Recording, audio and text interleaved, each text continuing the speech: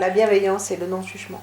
Et l'accueil inconditionnel, c'est-à-dire quoi que je dise, quoi que j'ai pu faire ou quoi que j'ai pu subir, quoi que j'amène dans l'entretien, je serai accueillie à bras ouverts.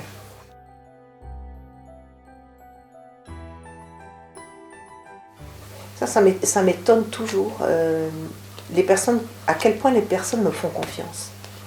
Et d'ailleurs, souvent, c'est comme ça que ça commence. Je remercie la personne d'avoir pris contact en disant « Merci pour la confiance que vous me faites ». D'où ça vient? Du plus loin que ça remonte, puisque ça fait plus de 30 ans que je pratique l'accompagnement spirituel, à une époque où ça ne s'appelait pas du tout comme ça. Donc un suivi vraiment, de semaine en semaine, de mois en mois, etc. En ce temps-là, j'étais pasteur dans l'église protestante de Genève, donc les gens avaient une perception de moi publique déjà, puisque je présidais des cultes, donc je donnais des prédications. Alors est-ce que les gens percevaient ce non-jugement, cette bienveillance, et c'est peut-être en tout cas une grande recherche de cohérence.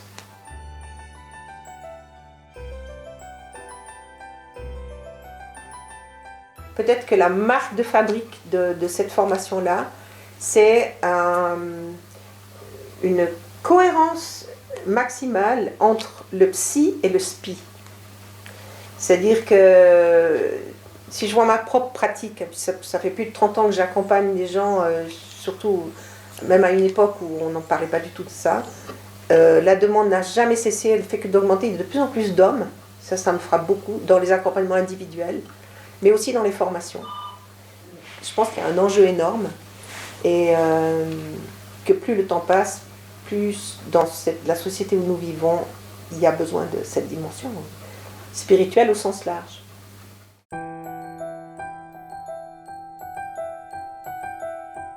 Ce qui me frappe, c'est le nombre de fois où on nous dit le psy ne me suffit pas. C'est-à-dire qu'on a quand même eu ces dernières décennies, beaucoup de gens ont fait du travail psy très sérieux.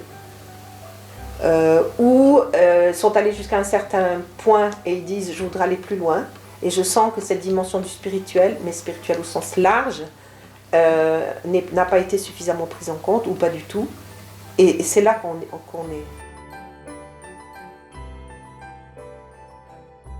Aucun problème.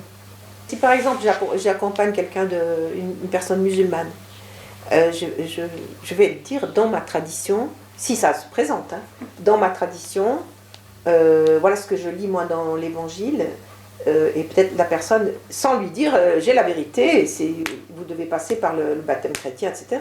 Donc elle va peut-être dire ah ben c'est intéressant, ça fait écho pour moi à ce que dans le Coran il est dit ceci, cela. Et il va y avoir un enrichissement mutuel. D'ailleurs, un des modules de cette formation touche la diversité religieuse, justement. Mais franchement, aujourd'hui, la population en Occident, on va prendre la Suisse où on est, ou même la France, la grande majorité de la population, elle se reconnaît pas dans une religion particulière. Mais il y a une vraie soif spirituelle. Donc, oui, il y a cette ouverture sur d'autres traditions religieuses. Mais je dirais, le défi quand même majeur aujourd'hui, c'est rencontrer les gens dans leur quête spirituelle. Ça veut dire y avoir drôlement réfléchi, qu'est-ce que c'est que le spirituel, qu'est-ce qu'on met sous ce mot, qui pourrait être un peu un mot passe-partout, être très clair sur ce qu'on cherche, et sur ce qui, pour nous, constitue une spiritualité féconde, et non pas un truc échevelé, qui décolle de la réalité, quoi.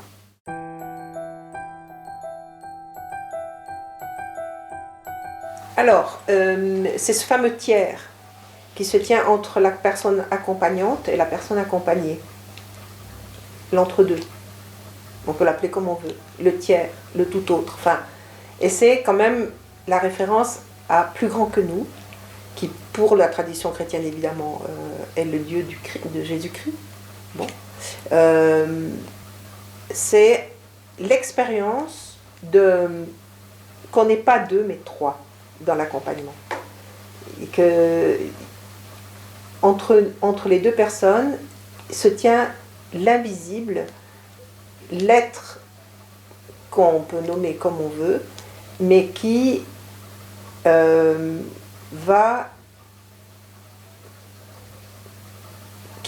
dont la présence fait que je ne sais pas où va aller la personne que j'accompagne. Moi, je ne le sais pas d'avance, elle-même ne le sait pas d'avance, mais qu'on va y aller ensemble, en fait. Et qu'on va cheminer ensemble dans un travail que moi j'appelle le travail de vérité, en fait, et qui va, évidemment, peut avoir une consonance tout à fait psychologique quand il s'agit de faire la vérité sur sa propre histoire, sur ce qu'on porte en soi, etc., mais qui a aussi une dimension beaucoup plus vaste, parce que finalement on se laisse conduire par le souffle de vérité, comme dit le Christ. Il dit l'esprit de vérité vous conduira vers la vérité tout entière. Le souffle de vérité, il y a un souffle qui nous anime, nous traverse constamment, d'entretien en entretien, sans qu'on sache d'avance où on va aller. Et les outils, c'est très relatif, parce qu'on ne sait pas où ça va aller. Et c'est au fond, dans chacun des modules de cette formation, on va mettre l'accent sur ce qui nous échappe. Il y a ce qu'on peut faire. Le meilleur exemple, je crois que c'est l'empathie et la compassion. Il y a un module sur ça, écoute, empathie, compassion. L'empathie, c'est une décision qu'on prend de se mettre à la place de l'autre, enfin du point de vue de l'autre, et on pourrait dire une technique, en tout cas un outil fondamental qu'on va utiliser théoriquement dans toutes les démarches thérapeutiques, notamment psy bien sûr, mais la compassion ne se programme pas, elle. Selon mes mots, enfin je pense que je m'inspire beaucoup des évangiles en disant cela, dans les évangiles, on ne cultive pas et on n'acquiert pas la compassion. On est pris aux entrailles, d'ailleurs c'est un verbe, c'est même pas un mot, c'est un verbe. On est pris aux entrailles. Et donc, ça ne se programme pas, et ça peut vous prendre tout à coup face à quelqu'un, dans une situation où la personne est en train de nous partager quelque chose. C'est imprévisible, et ça vient d'en haut, ça vient d'ailleurs, grand A, et typiquement. Alors, la bienveillance, justement, c'est tout l'éventail des attitudes qu'on met en œuvre dans un accompagnement. La bienveillance petit b, qui est une attitude qu'on décide, je disais au début, à l'intérieur dans le temps et l'espace de l'entretien, c'est vraiment créer ce climat de bienveillance, d'accueil inconditionnel. Puis après, je peux être tout à fait traversée par la bienveillance grand B, à un moment où je ne m'y attends pas du tout. On a la chance dans la tradition chrétienne d'avoir des gens très en colère dans la Bible. Alors, même si ce n'est pas la référence de la personne, les textes bibliques, souvent je dis, bon, moi dans ma tradition, enfin voilà, un texte qui m'a beaucoup aidé. Et je cite Caïn, avant qu'il tue Abel, enfin, justement l'expression de la colère, comment il n'est pas arrivé à mettre des mots sur ce qu'il ressentait, alors, etc., etc. On a vraiment des textes qui sont très aidants. Ça, c'est aussi une marque de fabrique de la formation Aspire, c'est l'utilisation, la force thérapeutique des textes bibliques. Comment ils peuvent être utilisés dans le cadre d'un accompagnement proposé. C'est-à-dire, tiens, voilà une parole que je trouve aidante, que j'ai expérimentée comme aidante. À tout hasard, je vous la communique, mais après la personne elle fait ce qu'elle veut. Et ça, c'est un travail énorme de sélectionner dans les textes bibliques ce qui est thérapeutique et aussi ce qui est toxique. Disons, ce qui a été lu comme toxique ou ce qui a été utilisé comme toxique. Parce que ça, c'est aussi tout un aspect de cette formation, c'est d'outiller les gens pour les futurs accompagnants pour qu'ils soient capables d'accompagner des gens profondément blessés par l'Église.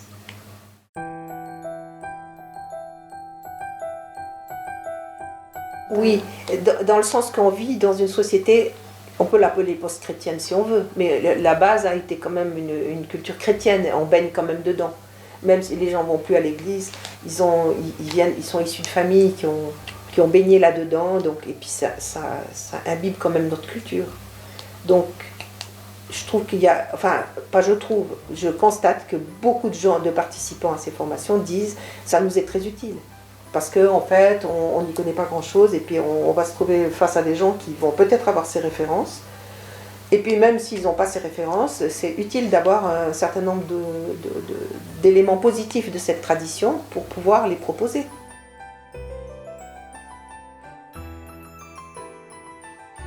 Il n'y a pas que du personnel soignant, des médecins, des infirmières, des assistants sociaux, tous les métiers d'aide, on va dire, kiné, ostéopathe, tous les métiers de thérapie corporelle, évidemment beaucoup. Mais on a des économistes, on a des banquiers, on a des coachs, on a des chefs d'entreprise. C'est étonnant. Des juristes, on a eu 2 fois une juge. On a eu des pharmaciens, tous les métiers, finalement n'importe quel métier, quoi. Et ce qui nous a toujours beaucoup frappé, c'est quand on faisait un bilan de toute la formation, combien de gens disent « je n'exerce plus mon métier de la même manière ». C'est-à-dire que les personnes auxquelles ils ont affaire, après avoir fait cette formation, ils perçoivent des choses qu'ils ne percevaient pas avant. Et ils ont acquis une ouverture et justement tout ce qu'on essaye de mettre en œuvre, une écoute, une capacité d'écoute qui fait que les gens viennent vers eux, même dans un cadre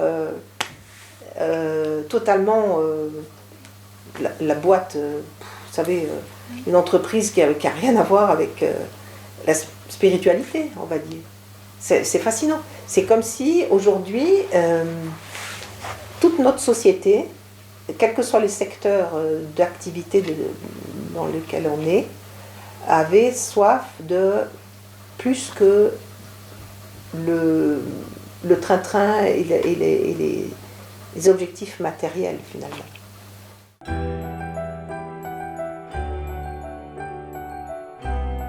Oui, là en France, il y avait une jeune qui était metteur en scène. La première formation en France. Et ben, elle a montré dans son travail comment sa manière par rapport à ses acteurs, à ce qu'elle attendait des acteurs, dans le cadre de son travail, comment cette formation avait modifié sa manière d'être.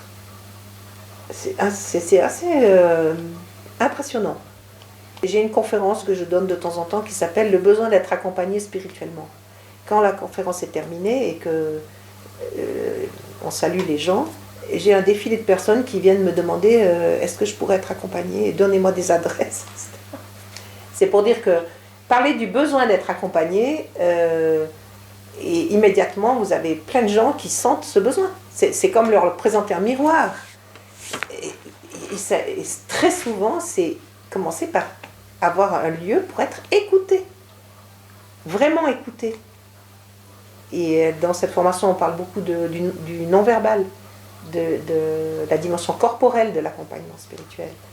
Et les gens sentent très vite qu'ils sont vraiment écoutés, pris pour intéressants, valorisés pour ce qu'ils sont, etc. Et là, ils sont prêts et en demande de faire un certain chemin.